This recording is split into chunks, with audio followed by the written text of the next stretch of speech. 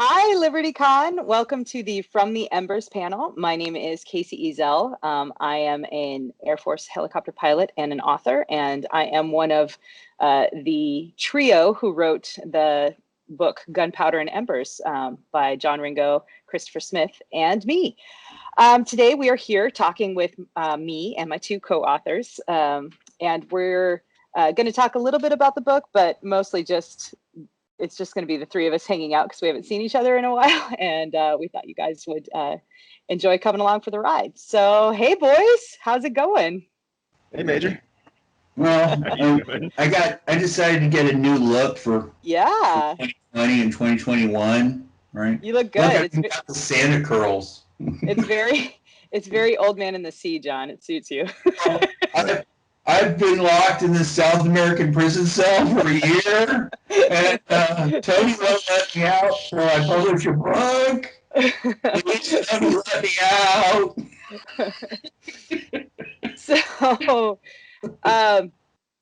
So for the people watching who may not know us or may not know our crazy individual and collective story, let's talk for a minute about how we all met, because honestly, I kind of don't remember part of it. I remember how I met you. I remember how I met you, yeah. But I tell this story all the time, so why don't you tell it, John? Tell the people how you met me and then how you met Chris. Yeah, you got to back way up on how I met Kacey. The first Dragon Con that I went to, first convention I went to was Worldcon in 2000. And when I was at Worldcon, I got pitched on going to Dragon Con by one of the Dragon Con staff members. And since at the time I was living in Georgia. And then I talked to other people about Dragon Con, and other authors were like, oh, Dragon Con sucks. Dragon Con's terrible to be an author. Dragon Con's a horrible convention. Back then, they did not have much of a writing track.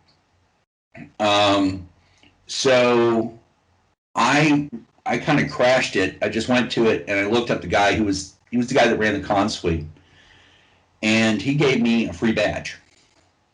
And I and a friend of mine kind of wandered around the con, and I really loved it. I loved the energy. I really liked the eye candy. And at one point, I'm out on what used to be the cigar terrace, and there's a young lady out there who was wearing stack high heels, a cape, demon's horns, and a leather bikini, which had like demon hands. And later, I at another convention, Necronomicon, and that was 2001. And later at Necronomicon, I ran into the guy who made that. It's called laser cut leather, and the guy's brute force leather. And I said, yeah, and I saw this chick. She was wearing this outfit. And he goes, oh yeah, she's dead. And I went, what? He goes, yeah, she was an Air Force pilot. She went down in Afghanistan. And I'm like, oh wow, that was a bummer. And I told you that. No. The guy who ran brute force leather told me that Tammy had died. And that's all he knew, was that she was an Air Force pilot and she died in Afghanistan. Because when I told you when we met, you were like rocked back. Was that I was just rocked back that you knew her? Oh, yeah, okay. Rocked back that you knew her. So the next year, 2002. So she was actually killed in 2003, though. She was killed in 2003, so it would have been 2004. Yeah. Mm-hmm. Yeah. So we ran into each other in 2004, yep. Which was, by the way, the height of Dragon Con for me.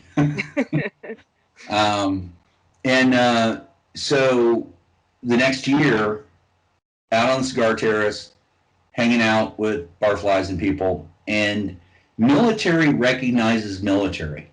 With the exception of Chris Smith, everybody thinks Chris is former military for some reason.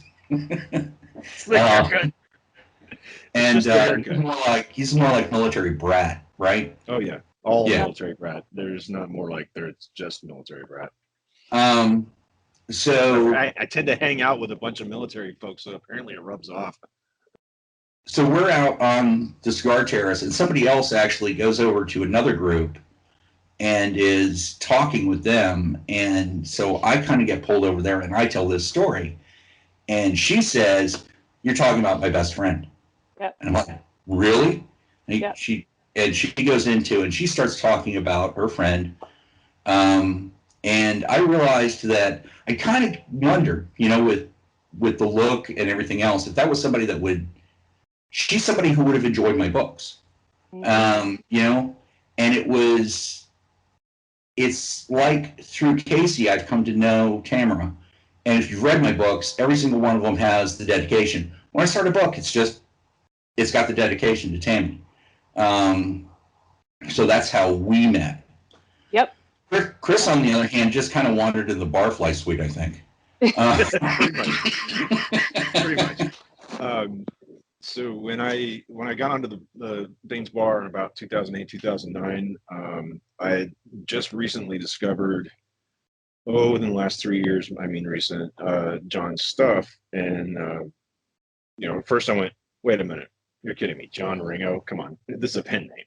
But I pick it up and it seems kind of interesting. And I was like, all right, I guess John Ringo, whoever he may be, is not too bad at this stuff. And my dad...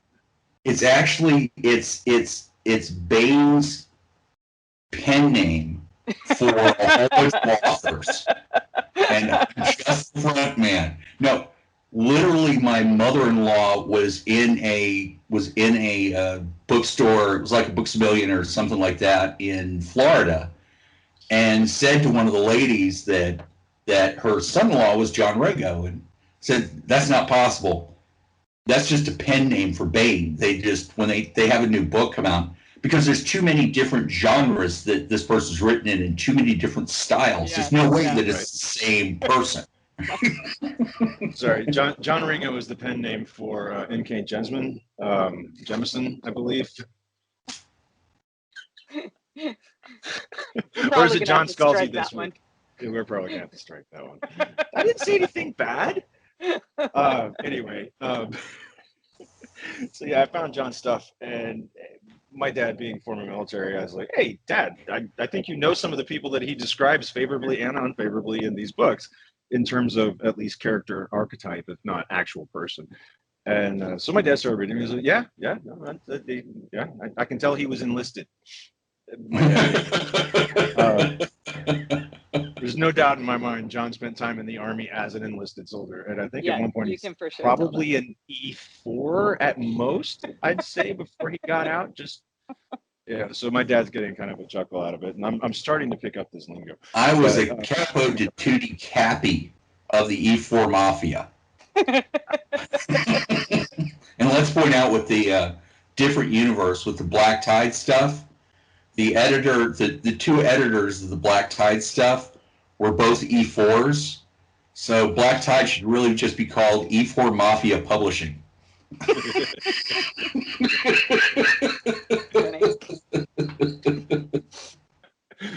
I don't think it's possible to do a panel with you, John, without having the E4 Mafia mentioned. Well, it's not possible if you're on the panel, Major. I'm just the guy that the E4 Mafia knows that's off base, that has like some sort of contractor. You're the hookup. I'm the hookup. He's the hookup. Off base hookup. He's the hookup. Yeah. I'm the scrounger. So anyway, I go to my first convention ever is LibertyCon, and I was convinced to go out by various mutual friends of John's and a lot of other people's, including Belinda Gibson, and they're like, "Oh, you should come out and see us; it'd be great." It's out in Chattanooga, so I make the plunge. I booked the trip. This is the first time I'm going to a convention, a science fiction convention that's not just a little, basically a vendor room inside of a convention center selling comic books. And I'm like, okay, let's go see what this is all about. Walk out there, and I've known Rob Hampson for a couple of years at this point, and we've got online, we've never met in person, but we're online friends. And a couple other folks in the Barfly group. I was like, this will be fun. I'll go check it out, see what's going on. And day one, walk up, and I see a dude wearing a kilt and a t-shirt, like a Blue Sun t-shirt or something like that. Okay, so definitely geeks, smoking a cigar and talking to someone that kind of, I think, is Rob Hampson, but I'm not sure because I don't know him by Rob Hampson. I only know him by one of his multiple aliases. And so I kind of do one of these, like trying to wrap up the conversation, trying not to be the weird new guy fanboy. And I'm looking around, it's like, okay, that's the Speaker to Land Animals. I know him. And I look over and I can't see John's tag. I'm like, I think that's John Ringo, but I'm not quite sure. I try to do like that. And John's like, you looking for someone? And then he turns and his tag says John Ringo. I'm like, yes, but no, but kind of not trying to fanboy or anything like that. And Speaker's like, oh, hey, it's Chris. Come here. You're practically family.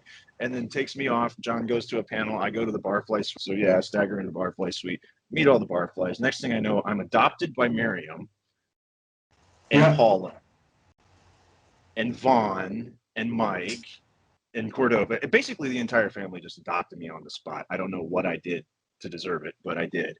And ended up having a great weekend. And James. With John and James. And that's somebody that we've got to mention during the panel. The family, the whole family included. Not to leave anybody out, but I can't go through the entire roster of LibertyCon 11 of 2011 to get through it, but you all know who you are, and thank you very much. So then I met Kacey a couple years later at DragonCon for the first time. I believe you were still pregnant with Alicia, if memory suits. In 2015, no, in 20, she was born in 13, so it would have been 12, yeah. Mm-hmm. Yeah, right at the end of 12. Kacey, I don't think she knew who I was. I only knew her briefly through some of the Bane stuff that she'd already done, like Citizens with John, and then by name. Come to find out, Kacey and I have a mutual friend, and again, come to find out, Kacey and I have been chasing each other around the United States for about 20 years without knowing it. She graduated from high school in San Antonio. I lived in San Antonio at the time, or still do. My wife went to school in San Antonio, a couple blocks away from her high school. A friend of mine from high school who I hadn't talked to in 20 years is a mutual friend named Tasha Conrad. Mm-hmm.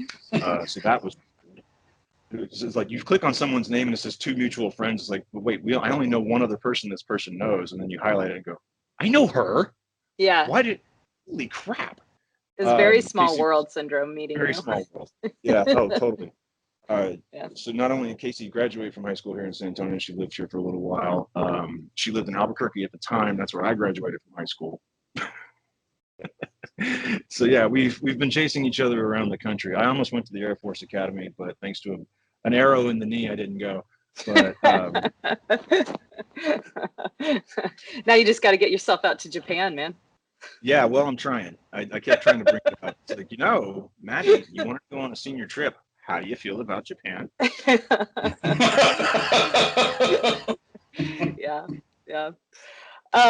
Yeah. So what I remember about how we met, Chris, was I remember corresponding with you. I had no idea who you were. Like, I'm so bad with names to begin with, but I had no idea who you were, like, to put face with name with, online persona.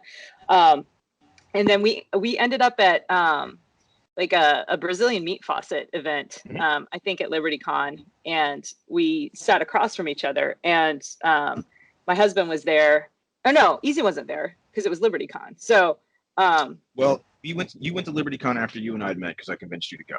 Oh, okay. So maybe it was DragonCon then. I think it was DragonCon. Yeah, because Easy was there. Because I remember you and Easy were riffing off of each other in it, and it just made me laugh. My husband is one of the funniest people I know, particularly when he's playing off of another funny individual, and he makes me laugh so hard I can't breathe. So, and this was one of those moments. And not only could I not breathe, I could not eat all the delicious meat in front of me. So it was a hilarious and frustrating time in my life. But I need you to shut up so I can get some food. so we that's when I remember connecting name with face. And then after that, I think I told you that we were going to be writing partners. Yeah, you're like, okay, so we just became best friends. Like, this is how this works now. And by the way, we're writing partners. Yeah. Okay. Yeah. So let's talk for a minute just about sort of, John, tell us about gunpowder and kind of like the genesis of it. And then I don't want to go into too much detail, but let's talk a little bit for those who might be unfamiliar about the premise of this story and this new universe that the three of us have created together. Well, for people who are familiar with my background in writing, I hate zombie series. I really do. I just, everything zombie I've ever seen just annoys the hell out of me. So, of course, I had to write a zombie series. I also hate steampunk. I get that a lot of people like the fantasy aspects of it, but I'm such a science fiction author. I'm so dialed in on reality. One of the things that people say about my books is your books are very, very realistic. It's the way that people actually act. It's the way that the systems that would actually work in those situations. So I always hated steampunk. And Larry Correia is a huge steampunk fan.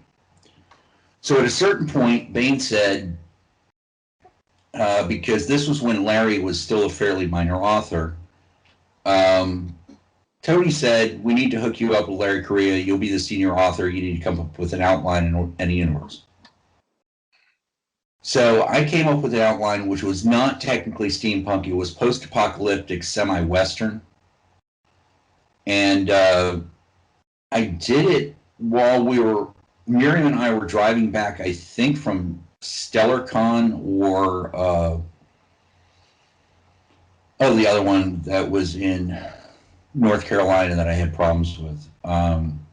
Anyway, we were driving back from North Carolina, and I don't recall why exactly, but I hadn't had an idea for it, and I just started riffing on it, and Miriam sat there taking notes, and then I kind of collected those notes into a more or less coherent outline, and I presented it to Larry, and we had contracts, and it just didn't catch with Larry, and he was doing so well with the Monster Hunter universe that he didn't want to get distracted from it. So it kind of languished. And then I got a wild hair and wrote in the Monster Hunter universe and completed the 3 contracts with Monster Hunter books that were essentially fanfic, which is a completely different story that I won't get into. But we were at LibertyCon, and the 3 of us were talking about collaborating, and we came up with the universe. And we pitched it to Tony, and Tony broke out the heavy-duty flak guns and blew it out of the sky. And then said, but I want a collaboration with the 3 of you because I want to bring Chris Smith and Kacey Ezell name on. I want to get more promotion for those names.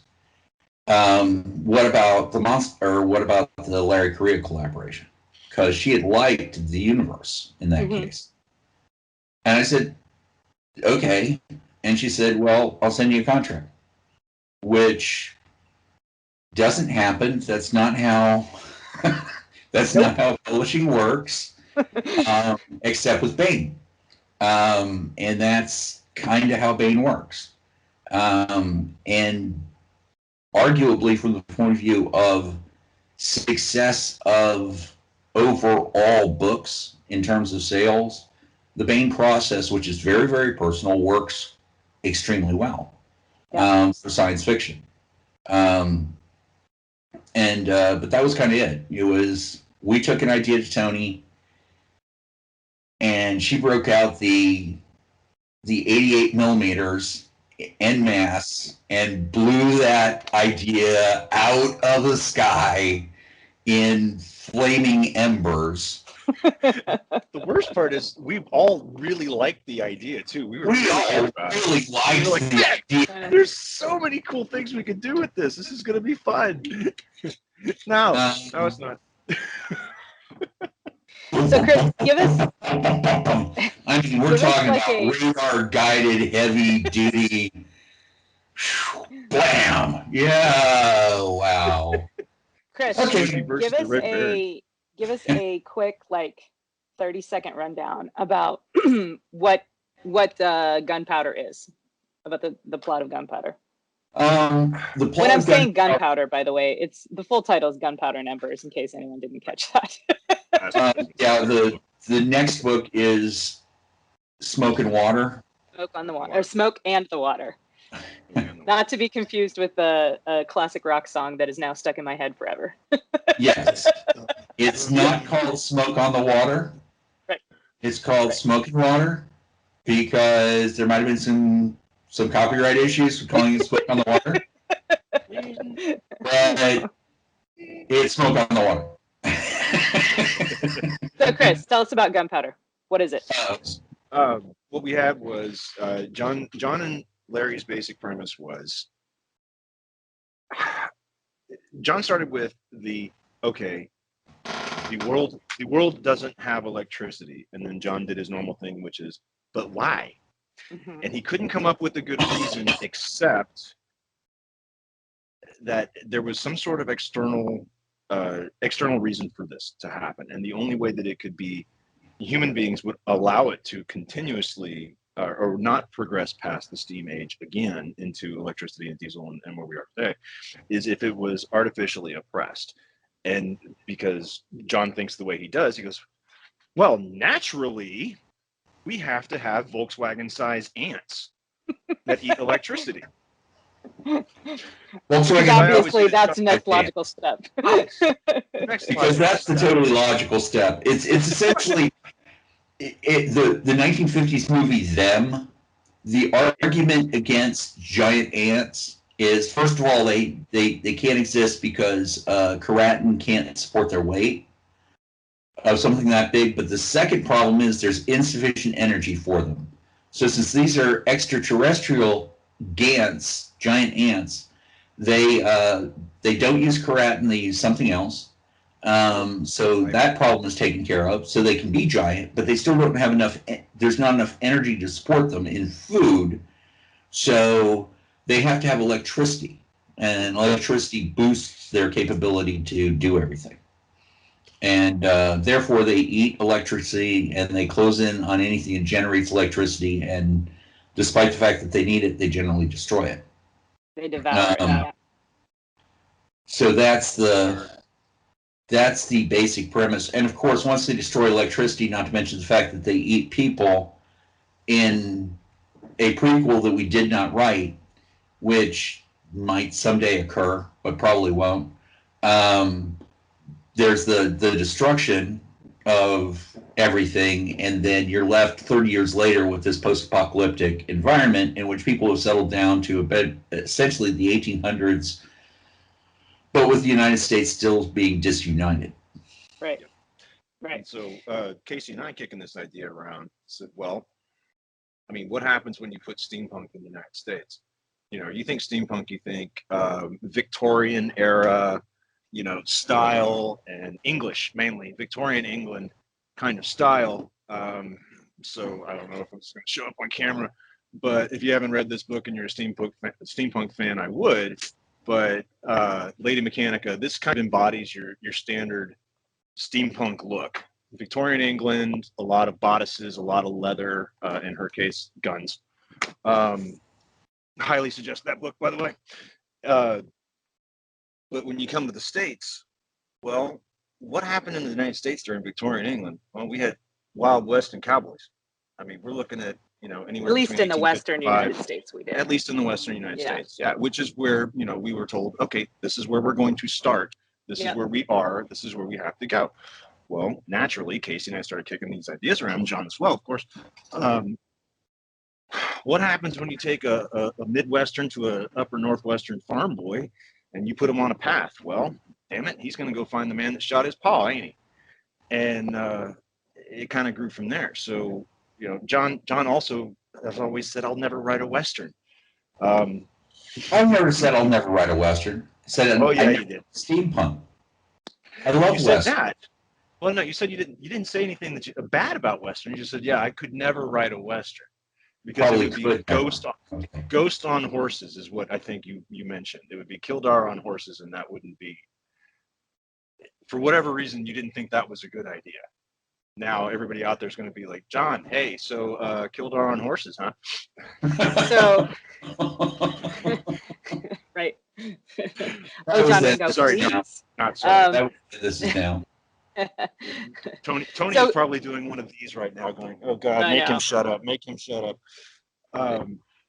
So yeah, we ended up kind of turning this coming of age story into a post-modern, post-apocalyptic Western story. Western. Post with giant ants and dragons, and we wanted dragons because John said we could have dragons, and Kacey being a big, huge Pern fan, we had no problem putting dragons in, and me because dragons are cool, I'm all for it. So they're also really useful in those moments when you're writing something, and like I kind of have this. I mean, in the last couple of years as I've been progressing my writing career, I've come to embrace this adage, and I don't know where I heard it initially, but it was when in doubt, blow something up. And that's really useful when you basically have a flying, flame-throwing artillery piece overhead.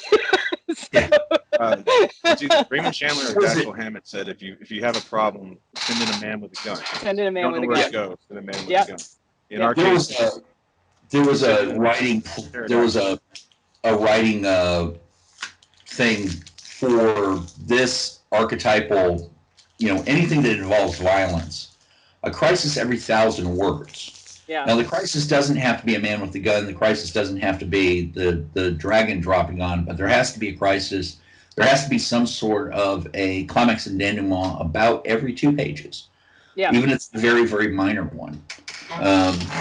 Or interpersonal one. Have a tendency to drag. Say again? Yeah. Or an interpersonal one, even. A lot of times. It can be an interpersonal one, yes. Yeah. But there needs to be some sort of driver every 1,000 words, every 2,000 words, thereabouts. Sure. One of the things I'd like to talk about was steampunk for just a moment, and in this environment. Chris, without waving them around quite so much, could you show us the cover of one of those books again? Yeah. Sorry, I was trying to find the camera. Hang on, let me just lift it a little bit right there. Hold it still. Not that one. Show us one of the very Victorian ones. Yeah, that's correct. Is that better? Hold it up. Okay, thanks. That's awesome. That's it. Good. Victorian female clothing involved layers and layers and layers of clothing. Why? Because it was cold. Because it was cold.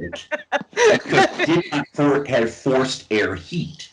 Now, in this environment, they don't have forced air heat, but this next book is going to take place in New Orleans.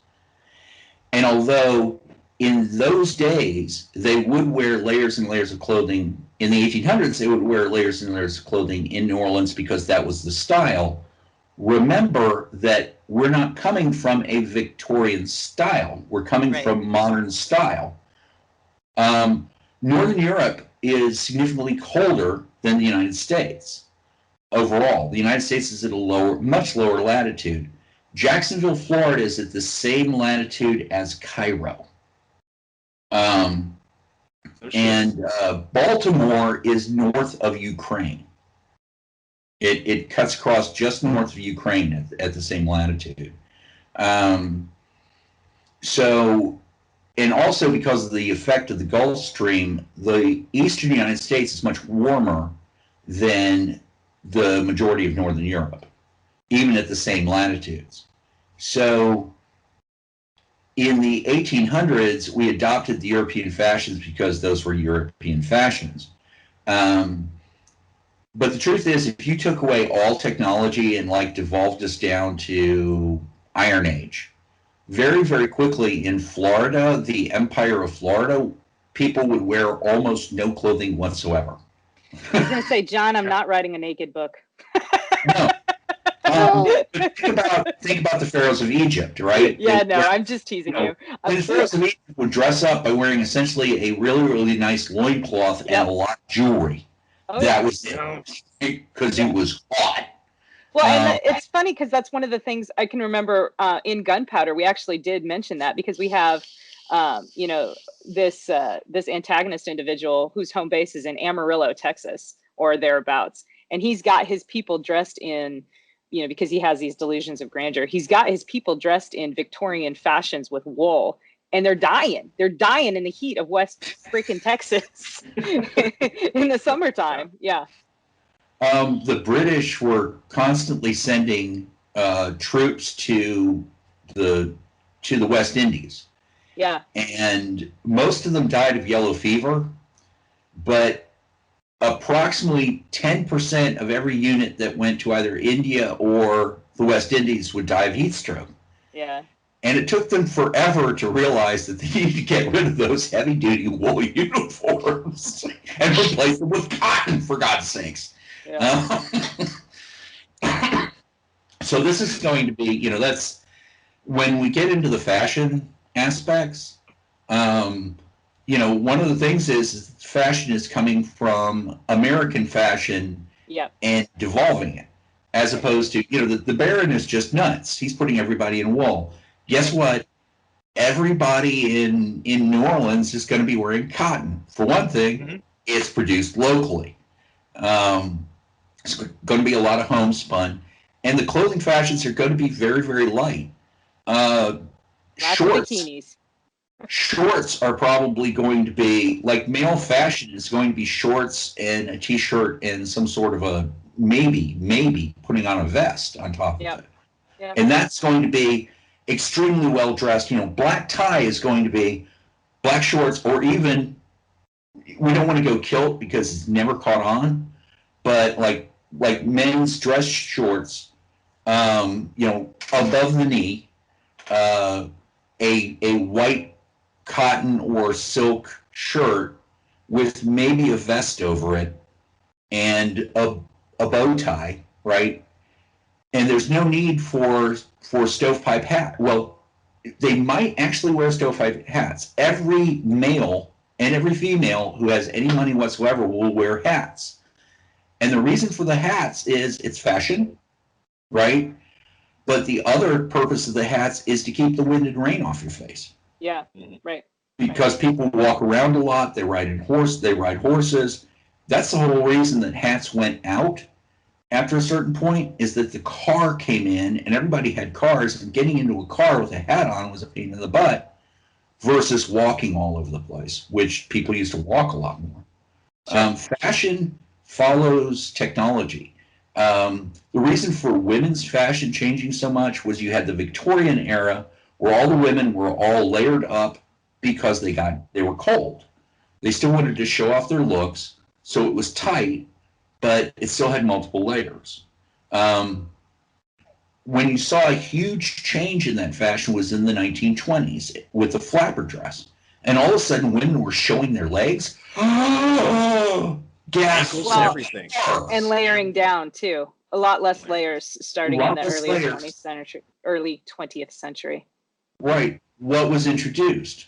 Forced air heat. Yep. Right? You go to these balls during the winter and, you know, all the men would, you know, be there and everything, and it would be lit by gaslight or it'd be lit by candles. And they'd have a fireplace at either end of the ballroom, and the ballroom would be freaking freezing between those two things. One of the reasons they had so many candles and gaslight and everything else was just to get a little bit of warmth in the goddamn room. So you packed it full of bodies. Right. Even packed full of bodies, they were freezing. Yeah. I am tempted to tell a story here, a true story about why Patton was hated so much, which was handed down from my grandfather. But the opposite would happen, because the opposite would happen during the summer, was you would have all the doors and windows open to just get a little bit of breeze. Should I tell the Patton story? Because Patton story is freaking awesome. Is it a long Patton story? It's not real long, major, but it's an awesome story, and it's true. So my grandfather, William Pryor Ringo, was one of Patton's staff officers in World War I. and he was the motor officer for Patton during the incursion into Mexico, which is another interesting story I won't tell. But he was invited to a reception at Fort Knox. He knew Eisenhower, he knew Patton, he knew Bradley. This didn't come out until very late in his life.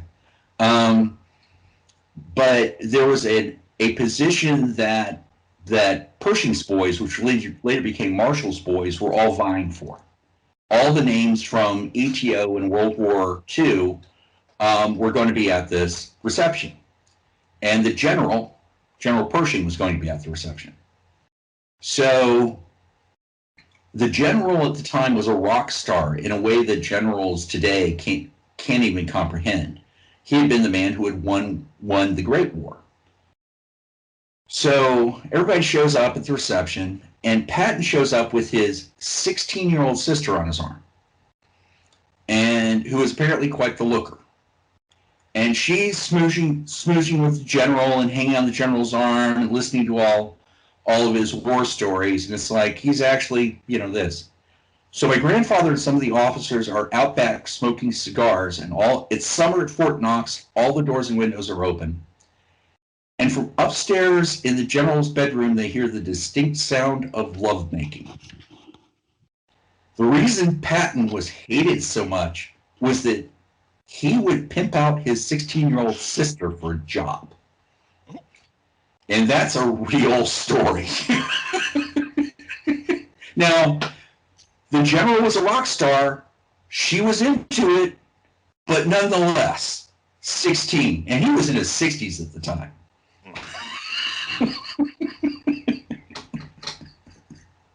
So the point to this, in terms of Gunpowder and Embers, is there's no temperature controls. Okay, so clothing is going to adjust based on the local environment, and the styles are going to adjust based on the local environment, because that's realistic. Excuse me. So let's talk about the last year. It's been a while since we've actually been in a room together. Not that we're actually in a room together. Not that we're actually in a room together now. We're in a virtual room, I guess. But how are you guys holding up? I mean, like, this has been a year for the record books for sure. And yeah, let's talk about it. What's gone on in your world? Good, bad, ugly, all of the above. We'll start with Chris.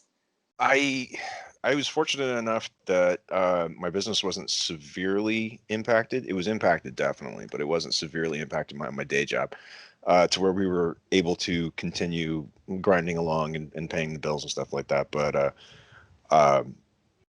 it's been, I haven't had it as bad as most, and so I'm thankful for that. But yeah, there've been definite times where it's like the uncertainty of what's going to happen next week was a big thing for most of the early part of last year. And then once we thought we were over that hump, it's like, yeah, but now we're still not certain about what's going to happen in the next 6 months for various reasons. We've all been waiting for the third or fourth shoe to drop. It's like, how many pairs of shoes you got, man? right. You dropped one, dropped another, dropped another, dropped. What's going on here? And so, yeah, trying to, that and dealing with not just from my aspect of it and saying, okay, I don't know, and trying to make sure everything's taken care of. I've noticed that, for example, my wife, my daughters, and, my son, not so much. He's 13. He's like, cool, I get to play video games and stay home all day. This is awesome. And to a point I was too. It's like, cool, I get to stay home and play video games all day. This is awesome. Because I'm a 13-year-old boy in a 46-year-old body. My wife, though, working from home, I've noticed that she has no real outlet. So she no longer goes into the office and then leaves everything at the office and comes home and vents about it for 5 minutes. And then we do, other things that are much more enjoyable. She's here all day for most of it. So it's been really, I think it's been a lot harder on her than it has been for me. My daughter was supposed to start college last year, didn't, put it off because of everything that was going on. She graduated in the middle of June or the beginning of June of all the COVID fun. So she decided to put college off for a year. She's been busting her ass though. She's working in the service industry, working 2 jobs. So yeah, she's been okay. But I don't know. I've noticed that it's taken a lot harder toll, and that kind of hurts me on a certain level, because it's almost like survivor's guilt. It's like you see stories about people that are, oh man, we're struggling, we're having problems. You know, we've all known people that have died or have gotten extremely sick, and I'm just kind of going, wow, yeah, I didn't, and I don't know how I feel about that. You know, so that's the best way I can put it. But doing things like this helps. So getting to see my friends again and talk about stuff that I enjoy talking about has always a good effect on me. So, yeah, I think that connection piece, you know, has really, it's been tough to go without it for a lot of people. And I think that when we are able to reach out and, you know, engage those connections that we have in our lives, I think that for a lot of us, that's been kind of the saving grace, if you will. You know what I mean? Yeah. Yeah. How about you, John? How you been doing? Exactly the same as I was in 2019, sitting in my South American prison cell. This is what I do. I mean, right, this chair, okay, it's like 4 years old, totally busted, okay, but I've got it broken in, and I like my chair. Well, good for you. Squeaks and all. Yeah. Squeaks and all, right? And I've actually got a complete chair that I need to just, at some point, assemble. If we ever do LibertyCon for real, Chris, I need you to come over and assemble my chair for me, please. Be happy to. This is what I do. I sit here and I think about other worlds. Now, the reality is that I need to get out, because you need, like, I came up with this outline while we were driving back from North Carolina. Yeah. For me, there has not been much of a change. The biggest change is the one that is still the hardest for me to grasp, which is that James died. Yeah. Right. And one of the very few people that I would see from time to time sitting over in that chair in this room would be James. Yeah. And John, like, I don't want to violate Ginger's privacy or, you know, go into anything too much here, but and for those of you who are unfamiliar, the James that we're talking about was James Cochran, longtime barfly, good friend to all three of us, you know, neighbor to John, and yeah, he died of complications from COVID, and he's for sure missed. But this is, some people are like, oh, this isn't a real thing, masks, no masks, all of that stuff. To a certain extent, I don't get into the battle because I never leave my house. Right. But you never left your house before COVID. I never left my house before COVID. Yeah. Miriam, we have essentially a 3-level house with the basement. Miriam is in the top level. I am in the bottom level, and we communicate by notes. We do. We have these chalkboards up over the curing machine, and we're like, food in the oven. You know, there's you know, I fixed food. It's in the oven. Heart you, and I'll come back and be like, on the other one will be, oh, you're so sweet. Heart you, and you know, the cats are out. We communicate by notes. She's all the way up there. I'm all the way down here. We sleep in 2 separate beds for reasons I won't get into, but not that we're having problems or anything. It's just I sleep on the ground floor. She sleeps upstairs. She has no schedule. I have no schedule. So occasionally we run into each other. Sometimes I'll hear her walking around upstairs, and I'll go up and go, hi, honey, love you, kiss, kiss, get a cup of coffee. Okay, and sometimes she'll come downstairs and tell me about her day, and I'll be like, oh, that's cool. I got nothing.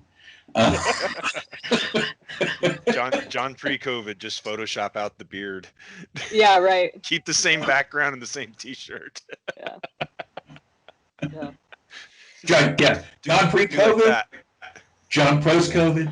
But the meme that I love for this one is, you know, after 2020, you're still making fun of preppers. Right, and the shot is actually of a person's trunk, and you can see their bug out bag and the 2 5-gallon cans of gas that they just keep in their trunk, right? And it's after 2020, you're still making fun of preppers? Come on. So I admit that this is not an area that I have really any expertise in, but it seems to me that carrying around cans of gasoline in your trunk might be a somewhat risky activity. Am I crazy? Not really. Well, if you're a smoker. Not really. One of the things is that gas cans flex. So unless you're hit very, very hard from behind, you don't have the Pinto situation. You have to be hit very, very hard from behind. Plus, Pintos didn't have crumple systems. Right. The reason I mentioned the Pinto situation is, again, I'm older than you guys. I remember when I know Pintos about were the blowing up. Pinto situation. Yeah, I remember when Pintos were blowing up on a regular basis. I remember all the jokes about Pintos when I was growing up. Yeah. So, not to make you feel old, John, but between the ages of say 4 and 7 or so, I remember all the Pinto jokes. So we are close to out of time, guys. It has been really awesome hanging out with you, and I miss you both tremendously.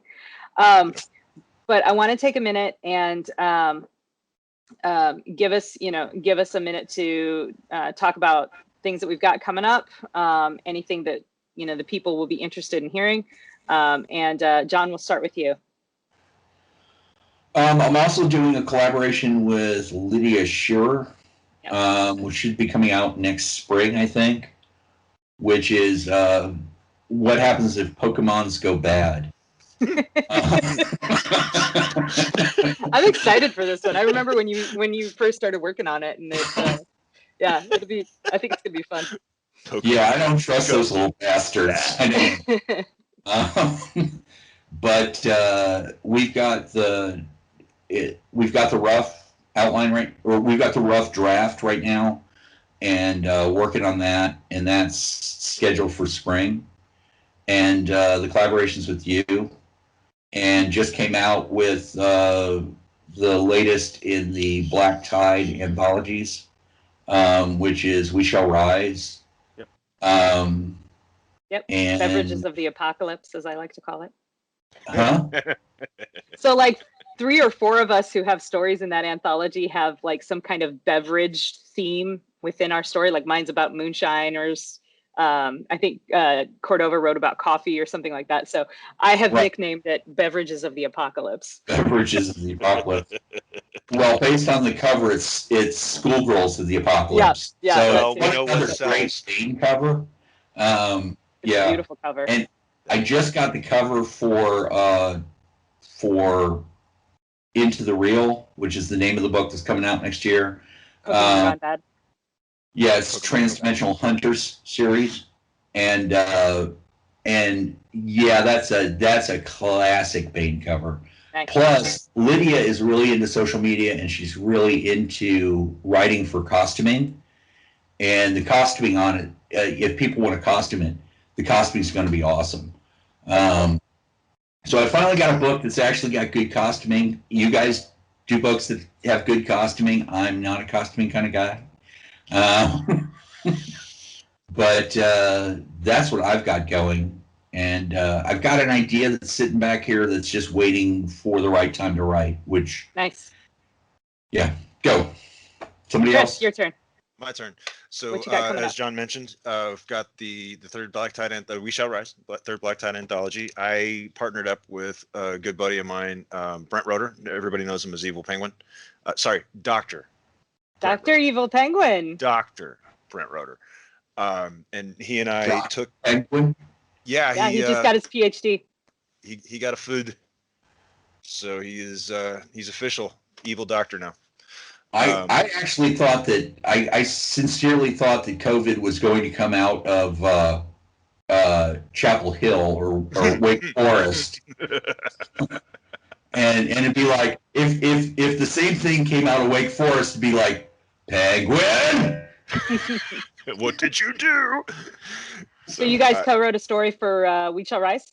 We did. Nice. We took the 2 characters that I had in my first story in Black Tide Rising, and Pasco and Taylor, and we shot them forward about 6 to 8 months, give or take, whatever it is in universe that the third book takes place, and had them working for the more or less regional Texas government, going around telling people that we are from the government, we are here to help you. No, that's not a threat. And then carry on from there. Nice. And then we see what kind of ruckus we get into.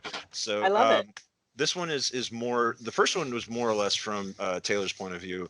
And I really wanted to get Pasco's point of view for this one. So we had a different character, different thoughts, different internal, different motivations and stuff like that. So he and I had a lot of fun with it.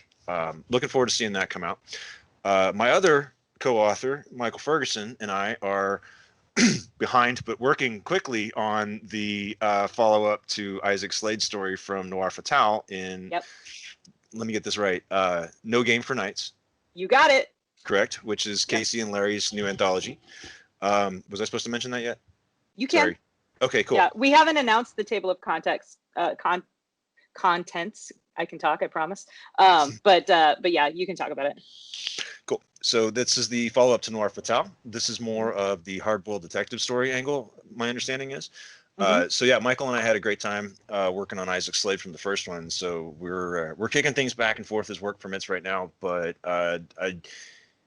we've agreed to the synopsis, and we are in the process of kind of finalizing what angle we're taking. So we are working diligently, I promise. I look forward so much to reading that story by the end of the month. Oh shit. What day is it? It's the 14th. Okay. You have 2 weeks. Oh god. It's Actually, 10,000 words. You got this. I get an extra day because it's only the 13th here. Fair enough. Fair enough. Yeah, that's fair. That's fair. I will be at Fantasy next week from Thursday through Monday, which will be fun.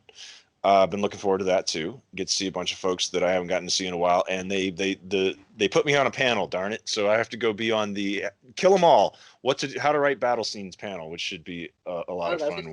With Speaker of Lab Animals, Rob Amson, and I want to say Larry's on it too, but I'm not 100% sure. There are a couple of things that I'm kicking around, not just the Smoke on the Water, but there's a couple other things that have kind of been whispering in my ear, or in one case, yelling into my brain, that it's not anything contracted. It's not anything that I've mentioned to outside of a very small group of people. Write it. Oh, I okay. If it's yelling in your brain, Chris, write it. Write it right then. Don't wait. Don't worry. About 8,000 words later, yeah, he's out there. He kind of quieted down for a little bit, but I think he's still bubbling away, trying to get some fodder, if you will, from the current news cycle. I think is where that's going to be. Yeah, going. He's sent me a couple of scenes. It's really good. I look forward to seeing the whole thing. Yeah, because if you're really jonesed by something, it's going to write a lot better than if it's like, well, I really like this, and I'll go ahead and write to this outline. It always works better if you're jonesed by it. Oh, if sure. If your character is talking to you, if your character is shouting at you, I didn't want to write Ghost. If I had written one of those freaking books a year for the rest of my life, and if I hadn't screwed up my taxes, I'd own an island. Okay? You'd be Ghost. I Minus would. the harem of 16-year-old girls. Yes, okay, 18 to 22. Girls, okay, but I would own an island. So yeah, for me, go ahead, Chris. Nope, that's it. That's where I am. And the other usual stuff, which is trying not to get sucked into video games and fun things to do. But other than that, Kacey? I'm still living in Japan. I'll be here for another just over a year, getting ready to retire from the Air Force in the summer of 22. So got that going for me, which is nice. Excited about that. You are getting out? What's that? So you are getting out? Yeah. Okay. I'll be retired. I hopefully August-ish timeframe. So you gonna drive buses? Am I gonna do what? You gonna drive buses? Probably not, actually. We're looking at writing full time, so we'll see how that goes. Yeah. Okay. But this year, stuff I've got coming out. So I also have a Beverages of the Apocalypse story in We Shall Rise. It's a story inspired by the song Copperhead Road by Steve Earle. So, Did you ever hear what Steve Earle said about that song? no, but if you tell me he hated it, I'm gonna cry. So if that's the case, just stop talking. After 5 years in prison, when he got out, he said, "The secret is never write a song about something you're doing illegal." That's valid. Because he spent 5 years in prison for growing marijuana on his farm in the Tennessee hills. Yeah, that's totally valid. Totally valid. You'd figure that Smart would be move. a no-brainer. Or like Yeah. first like rule. It's like the musical version of "Don't put your illegal shit on the internet," right? Like, so, great song though. And and I love the story. I'm really happy with the story. I had the opportunity to tuckerize a family that the family, I am friends with the family, and they were kind of delighted by that. So so that kind of made me feel good. Both of them were very strong stories. What's that? Both of them were very strong stories. Oh, thank you. And you. the Copperhead Road aspect was very obvious. Yours. Right. Yeah. No, I mean, it was an homage, right? It's supposed to be obvious. So, and then, so I've got that coming out, and then collaborated with Tom Kratman, Justin Watson, and Mona Lisa Foster on the Romanov Rescue, which I think is in e-arc soon. I'm not sure, but the title's been announced, or the cover art's been published, and we've been talking about it on social media, and I'm super excited about that one. It's an alternate history where some of the Romanov children are rescued, and we start in with the Russian Civil War and stuff. It's pretty cool. Writing with Tom is a fun experience. He described himself as a writer of military procedurals, and I totally get that, like, because it's very into the details. And then let's see, working on No Game for Knights with Larry Correa. We've got a tremendous lineup for that I cannot announce just yet because we're still waiting on 1 or 2 contracts to come in. But as soon as those are signed, we'll announce the table of contents for that. And spoiler alert, Chris Smith and Michael Ferguson have a story. So if they get it to me by the end of the month. It will be in your hands by the end of the month. So, or I guess June 1st, since it's a day later here. No, I know you guys will get it to me, and it'll be phenomenal. And then yeah, so that's the second anthology that we're doing in the series, and we're actually going to do a third one next year. So the theme for this anthology is the detective archetype, and the theme for the third anthology that'll come out next year is actually the city in the noir genre, the city as character, cool. Sort of. Yeah, it's gonna be cool. I'm excited about it. So so yeah, that's I think pretty much it as far as like Bane is concerned that I've got going on. So got a couple things coming out from Chris Kennedy Publishing, more short stories, and hopefully another Four Horsemen universe novel this summer. Otherwise, Chris is going to kick my ass. Not this Chris, the other Chris is going to kick my ass. Yeah, I don't kick Casey's ass. That's the other way around. So, but yeah, that's what's going on with me. I think we're just about out of time. So once again, let me tell you guys, I really miss you. It's been an absolute pleasure hanging out. We should do this again sometime when it's not on camera.